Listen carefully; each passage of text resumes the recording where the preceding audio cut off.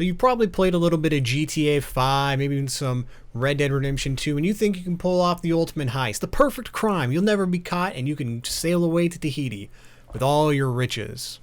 But maybe you've thought about this and you've done your research and you've seen some of the worst criminals, some of the dumbest we have to offer, such as from the Toledo Police Department when they posted up pictures of a wanted person on Facebook to notify the community, and that person responded to their own wanted picture on Facebook. Or there's also the case of a schoolgirl, 18, no minor shown, who got caught with a knife at school, to which she told school officials, "Y'all calm down there, you narcs.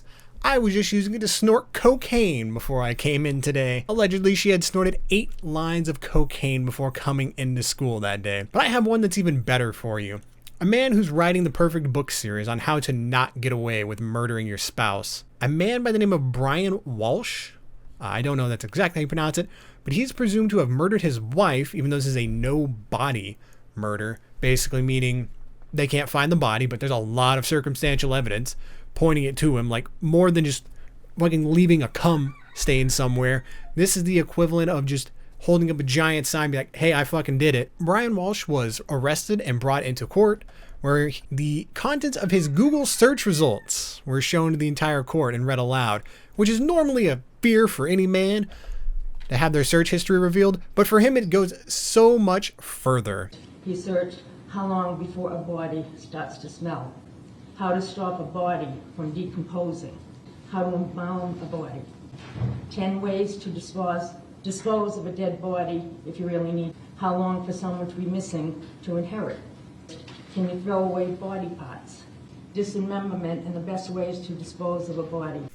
Brian Walsh would search questions such as how long before a body starts to smell, how to stop a body from decomposing, 10 ways to dispose of a dead body if you really need to, how long for someone to be missing to inherit, can you throw away body parts, is it better to throw crime scene clothes away or wash them, dismemberment and the best ways to dispose of a body, and a few others, but you get the gist of what he's looking for here.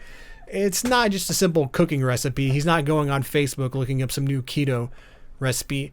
Brian Walsh is believed to have murdered his wife, because a little bit before he started all these gruesome searches, he had another search, which best state to divorce your wife as a man. So it looks like he was looking to separate. He really couldn't do it in the area of Washington, D.C., where he lives.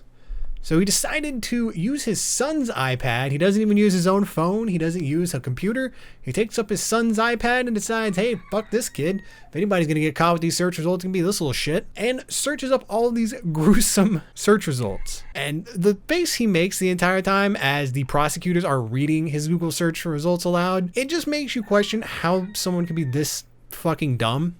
We all know about how our little FBI and CIA best buddies are watching everything we do right now on the internet. Probably looking at me right now through my own webcam.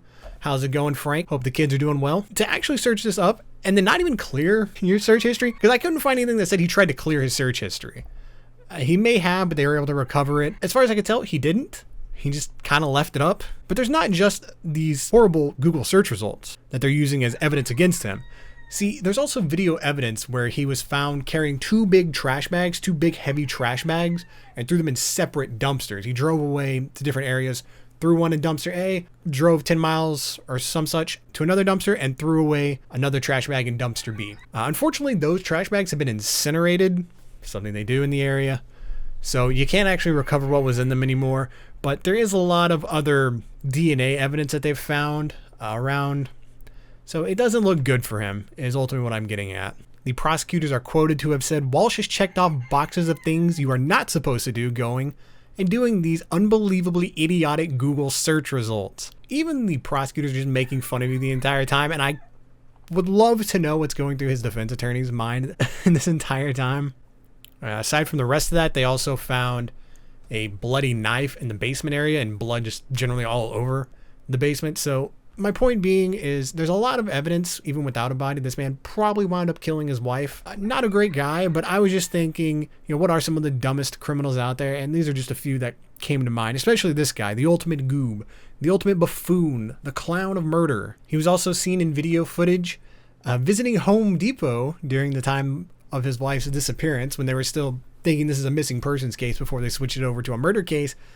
Cops found video footage of him at Home Depot in a mask and gloves, probably just your normal surgical mask, I would assume, for COVID reasons, to buy a tarpaulin, mops, tape, bucket, and other cleaning supplies. You know, stuff you might use to mop up a little bit of blood. Walsh also has a bit of a history of dumb crimes in the past. I don't want to give this off as he's a one-time offender or anything. He's apparently a career moron when it comes to crime. He is currently, at the time that this happened, under house arrest stemming from fraud charges in 2018 when he sold 2 forged Andy Warhol paintings on eBay for $80,000. He pleaded guilty to that in 2021. So that's basically it on this. Just for the sake of the family, I hope the kids are doing okay. I know they have 3 young kids, all under the age of 6. My heart goes out to them and the mother who seems to have lost her daughter. Anyways, that's it. See ya.